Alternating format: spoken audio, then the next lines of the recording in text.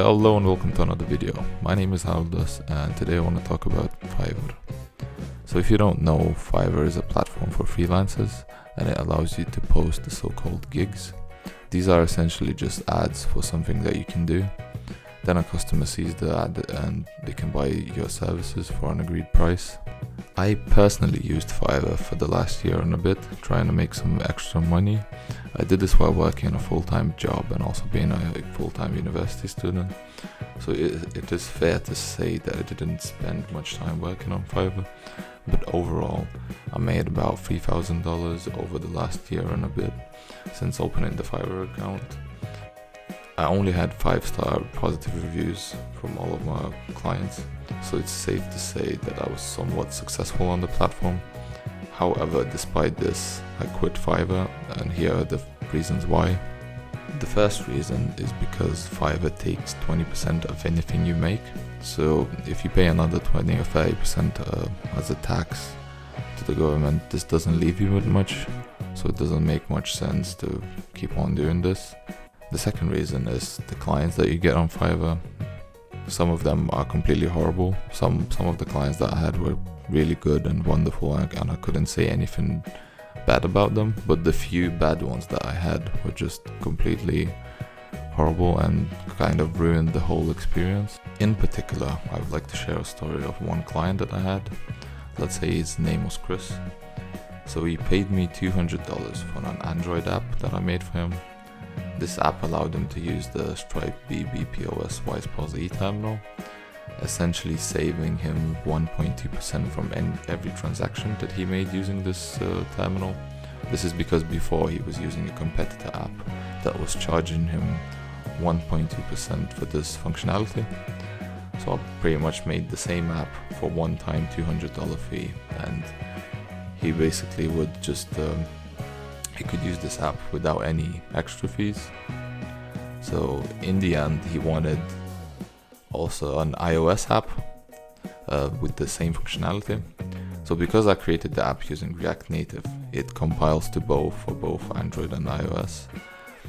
So I did send him the iOS equivalent app. However, this was not enough for him.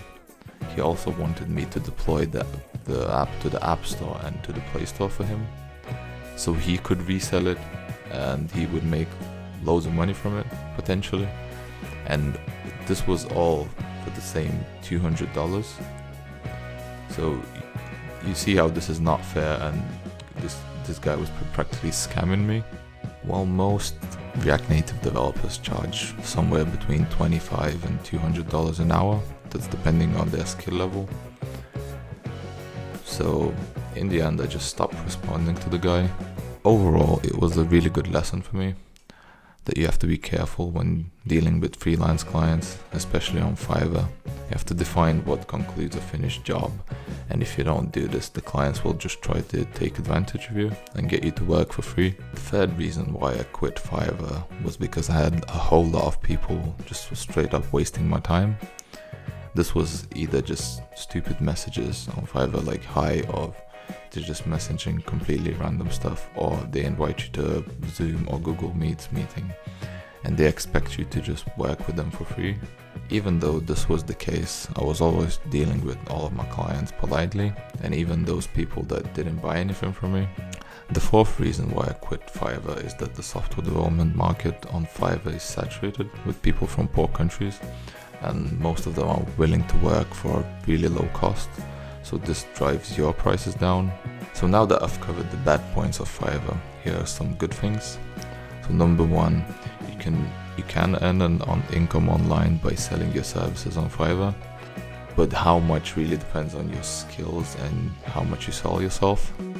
Number two is that you have a worldwide customer base, and they can pay you securely no matter which country they're from. This really opens up a whole lot of more like business opportunities for you and more clients for you.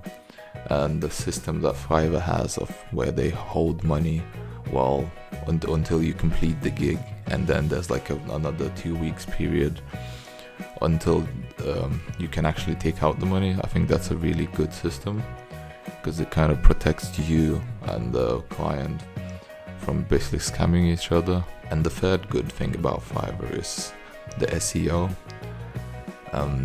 So what I mean by that is that as people are searching on Google, they can find your Fiverr gigs and your Fiverr profile, and this leads to even more customers. Overall, I would recommend Fiverr for people who are thinking of trying out freelancing but don't want to invest neither the time or money to do it properly, as Fiverr makes this easy. But if you are serious about making money online, I would not recommend Fiverr for the following reasons. The 20% cut that Fiverr takes is way too much. Doing gigs on Fiverr doesn't scale. So even if you are successful and you are making money from it, you won't be able to scale this as a business. Let me know what you think in the comments below.